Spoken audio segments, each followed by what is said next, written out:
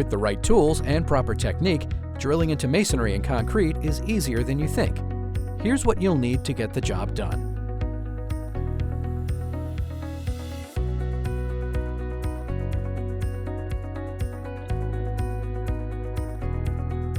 First, mark the spot where you want to drill the hole.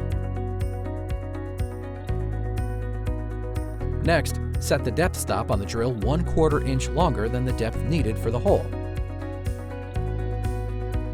Then, fit the hammer drill with a carbide masonry bit in the appropriate size.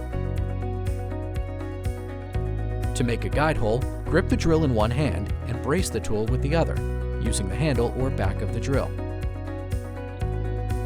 Position the bit and start the drill at its lowest speed, while pushing forward with steady pressure until you reach 1/4 inch depth.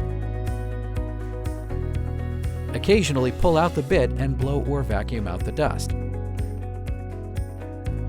Now, replace the drill in the guide hole and run it at medium speed. Stop when the desired depth is reached. To finish up the process, simply add your hanging hardware per product guidelines.